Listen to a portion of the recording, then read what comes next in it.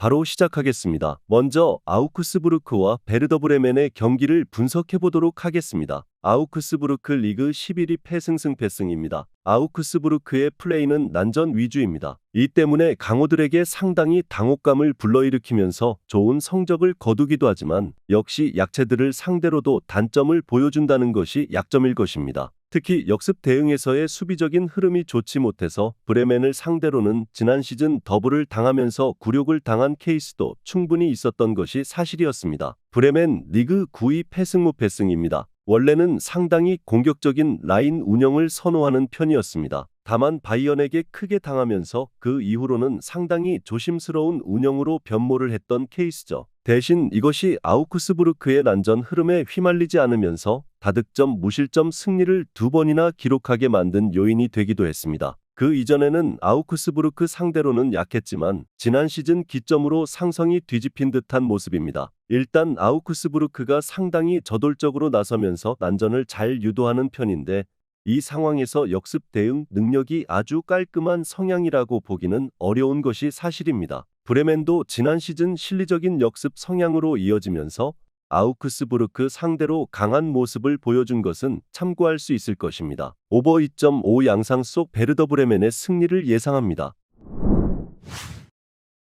다음은 프라이부르크와 슈투트가르트의 경기를 분석해 보도록 하겠습니다. 프라이부르크 리그 12 무패무무승입니다. 프라이부르크는 자신들이 경기를 컨트롤하는 상황을 선호하는 편입니다. 그래야 측면 플레이메이커라고 할 수 있는 그리포에게 공이 전달되면서 공격이 잘 풀리는 편입니다. 결국 중원에서 우위를 잡기 어려운 강호들에게 약하다는 점인데 실제로 지난 시즌 6위 이상의 팀을 상대로는 승리를 거두지 못했습니다. 슈투트가르트의 중원 전력 누수가 아주 심하지는 않다는 것이 포인트죠. 슈투트가르트 리그 2위 승승승승무입니다. 2대2로 레버쿠젠을 잘 상대했습니다. 승부차기에서 지면서 슈퍼컵 우승은 실패했어도 저력이 쭉 이어지고 있다는 점은 긍정적으로 생각할 수 있을 것으로 보입니다. 특히 슈틸러 플러스 카라조르 조합이 지난 시즌 팀의 상승세를 이끌었고 여전히 팀의 잔류를 했다는 점이 포인트입니다. 안톤과 기라시의 이탈이 좀 아쉽기는 해도 중앙 미드필더 라인의 구성이 아직도 괜찮은 수준을 유지하고 있습니다. 일단 중원을 장악하지 못하는 상황에서는 프라이부르크가 불리한 고지에 서는 상황이 잦은 듯합니다. 슈투트가르트의 장점은 지난 시즌에도 중원 장악이라고 봐야 했고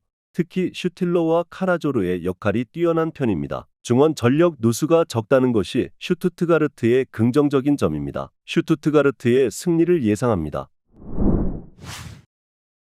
다음은 호펜하임과 홀슈타인킬의 경기를 분석해 보도록 하겠습니다. 호펜하임 리그 7위 승무패패무입니다. 상당히 공격적으로 페이스를 올리는 것을 선호하는 팀이라고 할 수 있겠습니다. 문제는 그릴리치 중심의 전개가 상당히 매력적인 팀이기는 하더라도 가드를 올리고 버티는 힘이 모자라다는 것입니다. 지난 시즌 강등을 당한 쾰름보다도 실점은 6골이 더 많았습니다. 올 시즌에도 포칼에서 키커스를 상대로 2대2로 비기고 승부차기 끝에 겨우 승리하는 등 수비적으로 불안감을 노출한 상태입니다. 홀슈타인킬 독일 2부 2위 승무패패승입니다. 3백 기반의 공격적인 전술은 호펜하임과 비슷합니다. 다만 원정에서는 2부에서도 라인을 조금은 보수적으로 쓰면서 상당히 실리적으로 접근하는 경우도 제법 있었습니다. 다만 이 실리적인 흐름을 타던 원정에서의 성적이 더 좋았던 편이었는데 공격력은 전체적으로 홈 원정에서의 차이가 없었지만 수비력은 실점률이 홈보다 절반 줄어드는 모습을 연출하기도 했습니다.